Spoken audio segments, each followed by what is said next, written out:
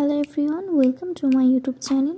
আশা করছি আপনারা সবাই ভালো আছেন এবং আজকে আমি আলোচনা করতে চলেছি the glass menagerie by Tennessee Williams. এটার বেঙ্গলি সামারি আমি আলোচনা করতে যাচ্ছি, যেটা লেখা হয়েছিল 1944 সালে। দ্য ক্লাস ম্যানেজারি, কাচের বন্দি পশুর পাল হলো একটি স্মৃতিচারণমূলক নাটক এবং এর ঘটনাগুলি এই নাটকটির কথক টম উইংফিল্ডের স্মৃতি থেকে উত্থিত হয়েছে। টম হলো এই নাটকের একটি চরিত্র এবং নাটকটি 1937 সালে সেন্ট লুইসের প্রেক্ষাপটে রচিত হয়েছে। টম হলো একজন উচ্চাকাঙ্ক্ষী কবি যে নিজের মা অ্যামান্ডা ও বোন লরার ভরণ পোষণ চালানোর জন্য একটি জুতোর গুদামে পরিশ্রম করে চলেছে। টম ও লরার বাবা মিস্টার উইংফিল্ড বহু বছর আগে নিরুদ্দেশ হয়ে গেছেন, আর একটি পোস্ট কার্ডের সংবাদ ছাড়া পরবর্তীকালে তার আর কোনো খবর পাওয়া যায়নি।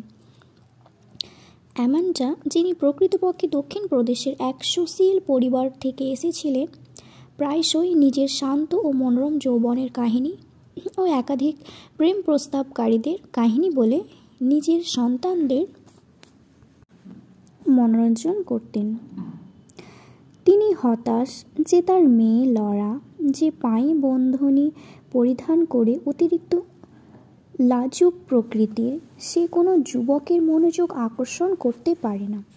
তিনি লরাকে একটি বাণিজ্যিক কলেজে ভর্তি করে দেন, এই আশায় যে লরা বাণিজ্যিক পেশায় প্রবেশ করে নিজের ও সংসারের দায়িত্ব পালন করতে পারবে। কয়েক সপ্তাহ পরে যদিও অ্যামান্ডা আবিষ্কার করে যে লরার পঙ্গুত্বকারী লাজুকতা তাকে বাধ্য করেছে লুকিয়ে ক্লাস ফাঁকি দিয়ে সারাদিন একা একা শহরের রাস্তায় ঘুরে প্ররোচিত করেছিল, তখন অ্যামান্ডা সিদ্ধান্ত নিলেন যে লরার শেষ আশা তাকে বিয়ে দিয়ে দেওয়া ও তার জন্য তিনি ম্যাগাজিনের গ্রাহক পদ বিক্রি করা শুরু করলেন অতিরিক্ত আয়ের জন্য, যাতে লরার জন্য ভালো পাত্র আকর্ষণ করা যায়।